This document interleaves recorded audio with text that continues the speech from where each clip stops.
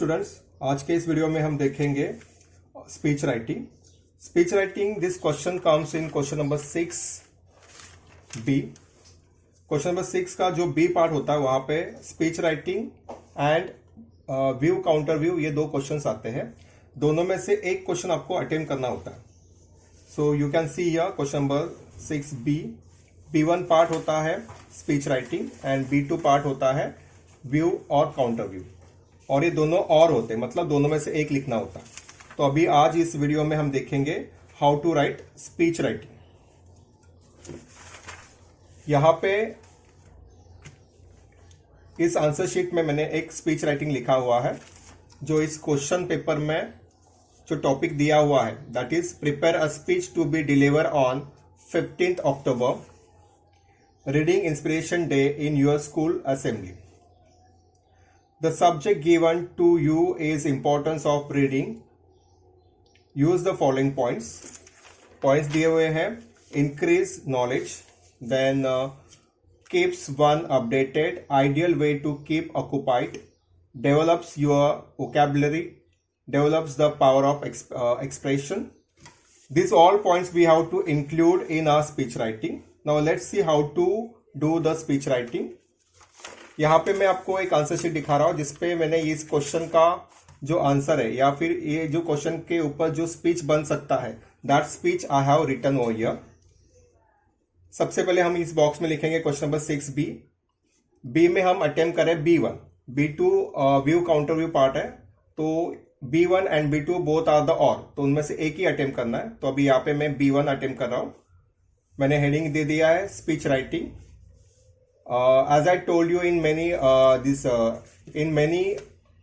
videos that we have to write.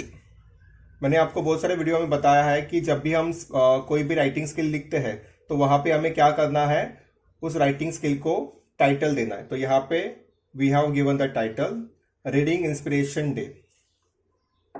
Title को हम highlight कर देंगे। Now see the answer. Good morning everyone present over here, respected principal, teachers and all my dear friends.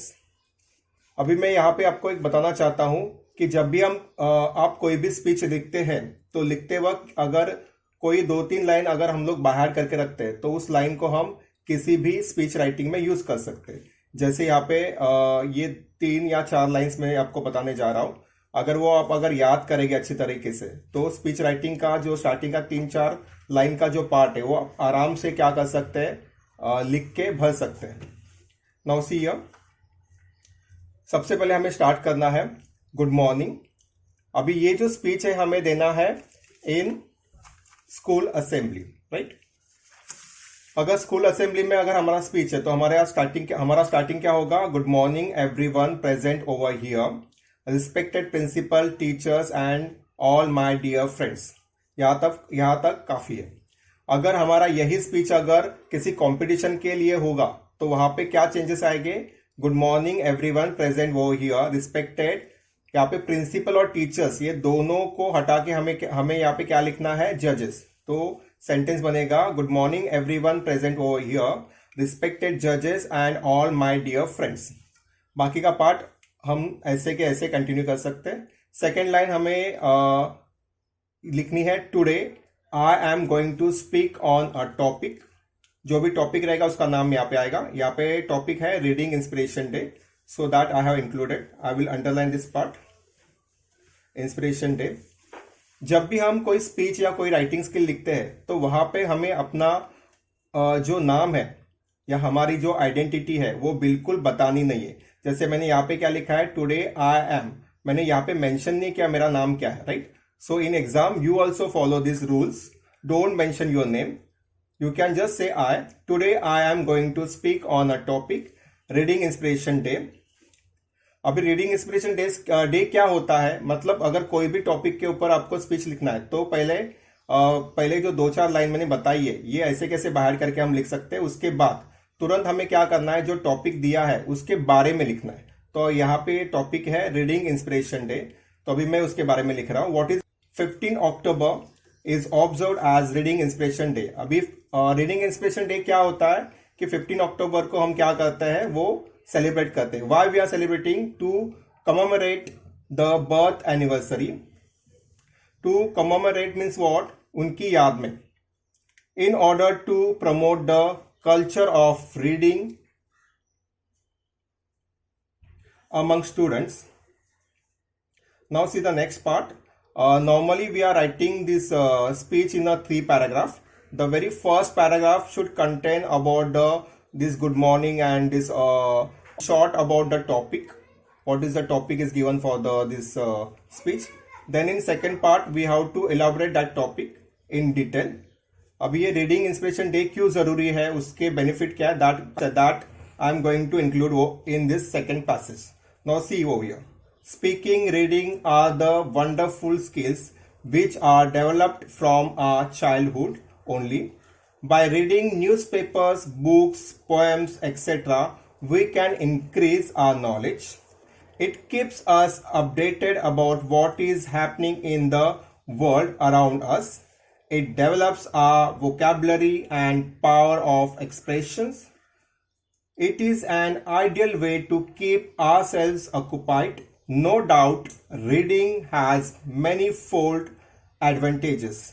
अभी यहाँ पे मैंने reading के बारे में लिखा है, रीडिंग से क्या क्या बेनिफिट होता है एंड हमें उसका क्या क्या फायदा होता है. That everything I have listed down over here. Then no doubt reading has many-fold advantages. If you want to gain knowledge, then reading is the best way to get acquainted with required knowledge. Reading can be a good hobby as it always gives us lots of benefits.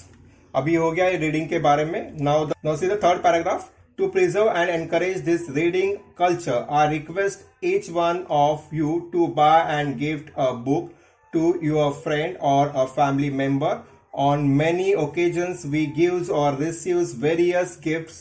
Out of them, most of the gifts are of 1 day or 2 day uses.